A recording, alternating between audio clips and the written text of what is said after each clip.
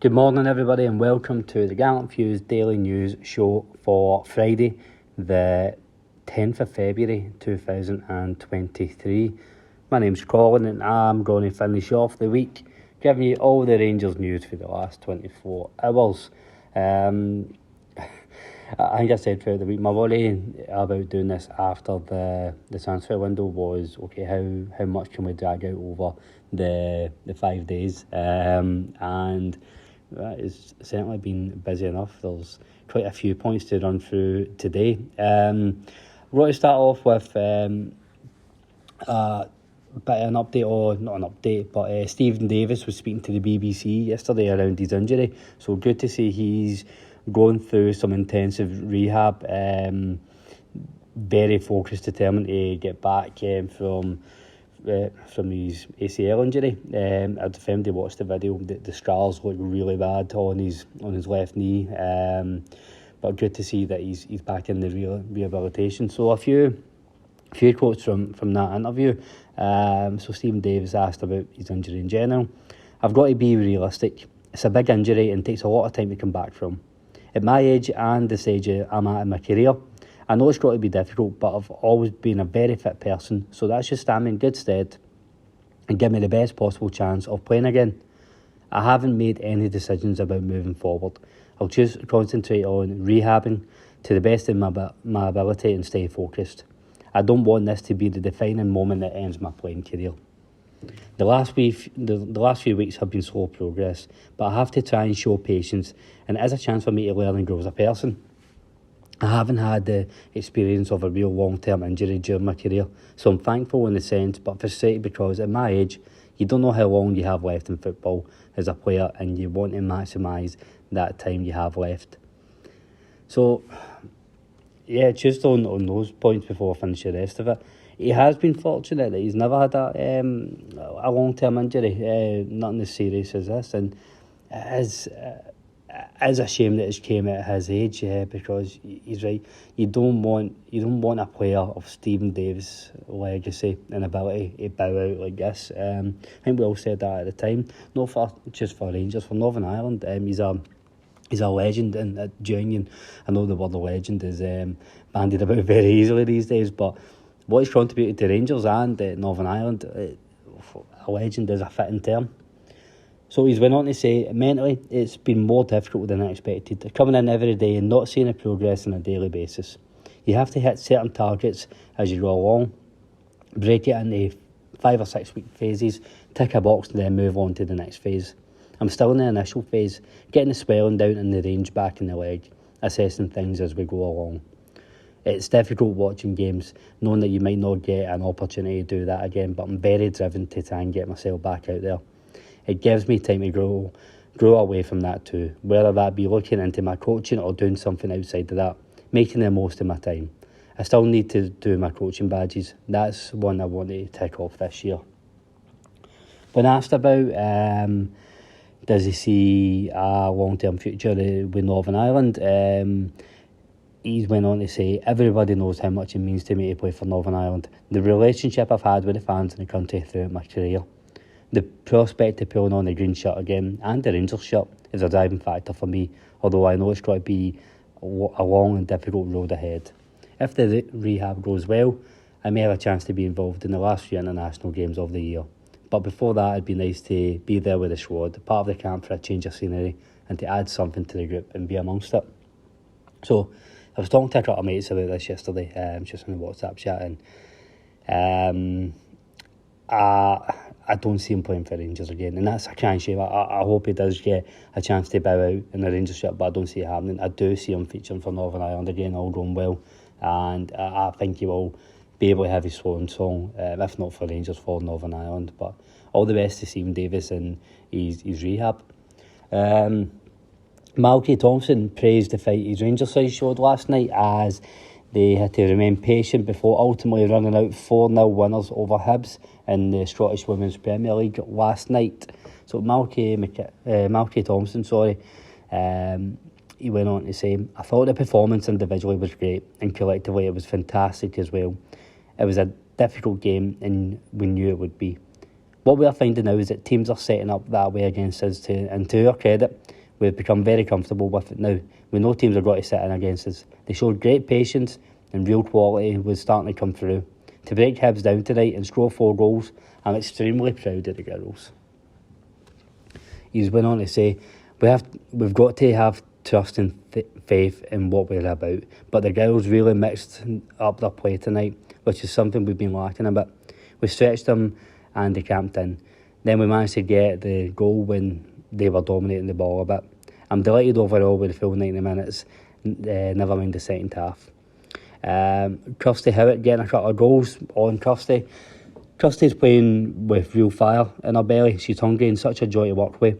She's rude amongst the group, and we have said that part of her strength is what we are all about.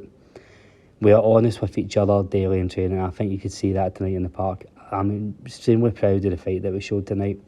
The demand they have started to put on each other individually in the games is showing through. So, good, convincing win for the women's team, who have had a couple of disappointing results. 0-0 draws to Hearts and Glasgow City. Haven't been great, and probably a bit of a setback in the league. But good to see they're finding their fluidity again. They still remain 4 points behind Glasgow City and 1 point behind Celtic in the league. But they now go on to play Rossvale this Sunday in the Scottish Cup away. It's an 11 a.m. kickoff, and that's bizarre. I can only think they've tried to change it as far away from the Rangers men's kickoff as possible to try and encourage crowds to go. So only reason I can think of. But this Sunday away to Rossvale, good luck to the Rangers women. Last bit of news I will come to. It's been it's been a hot topic in any football podcast or news outlet, regardless of the club. It's the European Super League. It has reared its head up again, this time under the guise of A22 Sports Management. A few of the previous names are still behind this. Barcelona, Juve being two of the main drivers. It's very early days, so what I would say a wee bit of self-promotion here. Mason, the two Davies and Chris were on the live stream last night, and the first 10-15 minutes they spent talking about this, and they made some really good points, both for and against this. But I think the overarching theme is kind of we need to wait and see the granular detail. But a kind of high level summary of it. They've released a kind of 10-point summary. So the new European Super League is planned to have more teams in the original Super League plan, between 60 and 80. It's a breakaway replacing UEFA competitions, but not domestic leagues. There's a guarantee of at least 14 European matches for every club, but there will be an overall limit on matches. It's going to be a competition run by clubs rather than Blazers. Season-long European competition. A plan to ease the burden on travelling fans. Financial boost for the women's game. Boosting grassroots funding. Aligning the breakaway with the EU. So, from those 10 points, how it impacts Rangers. Rangers are among the top 60 clubs in Europe. So Rangers and Celtic would both be in consideration for it if it was to go ahead. Some of the finer points, although we don't know the exact detail, is it could be up to 3 or 4 tiers of 20 teams, depending how many go in, and there's promotion and relegation from each tier, as well as playing in your domestic league. And they've said that the promotion and relegation from each tier will be based on your performance, but the entry into the league will be based on the league winners. So I don't really know how much of a closed shop it is. I'll be honest, my big reservation, and I thought it was terrible, the first European Super League plan was it was a closed shop. If anybody spoke to me before, I know it's not popular, but even with Scottish football, I think we need to restructure it to boost the game. And a big part of that is I don't think the lower league teams have a good enough chance to progress. I mean, look how many teams are in the Lowland League and the Highland League who could actually probably come and dominate Division 2. It's too much of a closed shop.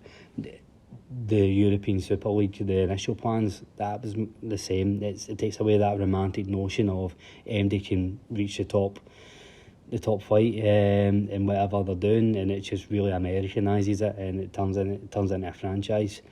With this I could get behind it if it's not a closed shop, if it is MD can get in it. So for example, if in 10 years time, if Partick Thistle want to win the Scottish League, they can get into this, and the promotion relegation between each tier, as long as there's no one relegation spot, open up to 3 or 4, so it's actual real competition and there is a chance for growth within it. I'll be honest, I don't know how much that'll be in place. I think the leading clubs, the financial powerhouses will do all they can to try and protect themselves as much as possible, but I'd be behind it if this can be a fair playing field. I've said time and time again, and call me naive, if Rangers and Celtic were to join the English Football League structure, within years they would be in the top 4 and top 6. I generally think could be challenging at the top within 5-6 years. With the fan base that they have and the marketing pool, add in that TV money, getting them on a level playing field with obviously Man City's a different kettle of fish, but with Man U, Liverpool, Chelsea, Arsenal, Rangers and Celtic they're with Man U and Liverpool, they're bigger than any club in Britain, and I've always stood by that. So if they were to join this European Super League and getting a more level playing field with the leagues that typically have more money, I think it could really be a boost for our club, and start over the next 15-20 years get us back to where we seen ourselves in the 90s potentially. Having said that, I think the Scottish game has to benefit, because we've seen time and time again, if we're playing jobbers at the weekend and we need to step it up to go and play elite players in the midweek, it won't work for us. So I know for Rangers fans, there's this element of we don't care about the Scottish game, and I totally understand that, but for our own benefit, I think we need to make sure that our game is improving. Obviously we'll be at the top of that game, but our game has to improve so we can have an overall better product, a better standard of play, and compete in this if we do go ahead with it. That's just my initial thoughts. It's still very early days. I'm sure this is going to be dominating the news for weeks and weeks, and we'll wait and see how that goes. Just on the Scottish game needing improvement, the last wee news point, St Johnstone chairman Gus McPherson was in the Record yesterday, saying about Michael Beale's comments on the pitch being a cowfield. He said that there was a lot of criticism from the Rangers side after the game here. Personally, I thought that was very, very unprofessional. I did remark on that the following week when we played them at Ibrox. He then went on to say, but I can see what he said, and the pitch wasn't good, and we need to sort that out.